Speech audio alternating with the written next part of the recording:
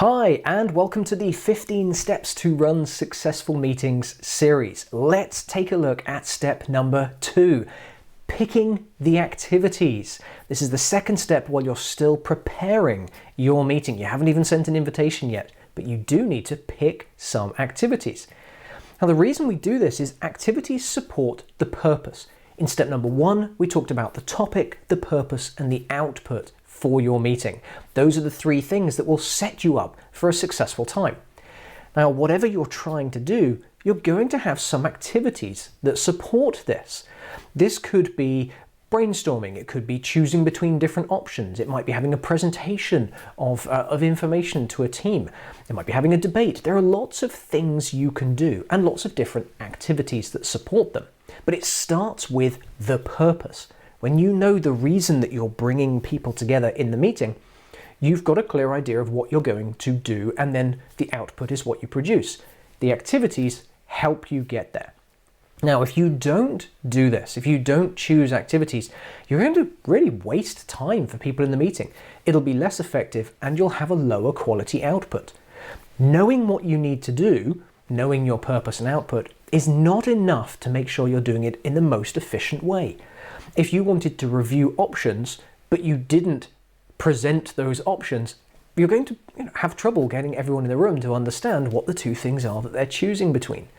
And you may end up taking too long, so wasting time and being less effective because you're not choosing the best way to deliver that purpose.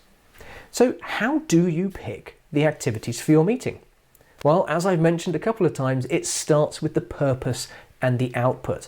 When you know these 2 things, you can then choose the activities that best support and best deliver what you need. Now, probably the easiest way to describe this is to give you an example. So let's pretend that I was running a meeting, or I was setting up a meeting in which the topic doesn't matter, you can pick your own, but the purpose is to review some options. And then the output is going to be a decision. Which option are we going to use? This could be in any industry, any topic, any team, but the purpose is review those options, and then the output is a decision. What are the kind of activities that I would need to have in this meeting for it to be a success? Well, there's got to be a presentation of the options. That could be a stand-up presentation with slides.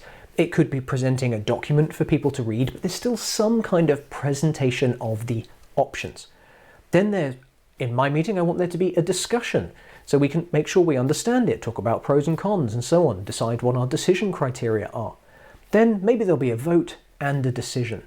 These are 4 simple but important activities that will happen in the meeting. So if my purpose is to review options and the output is a decision, I know that the activities are going to be present the stuff, discuss it, vote, and then decide. Once I've got this, I now have the structure for my meeting. And when I have that, I'm far more likely to have a successful meeting, which is why step number 2 for having a successful meeting is pick the activities.